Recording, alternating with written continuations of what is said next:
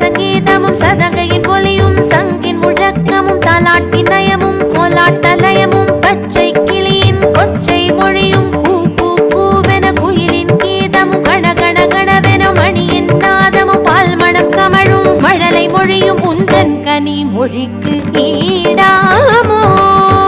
முருகா சுவாமி மலை திருக்குமரா.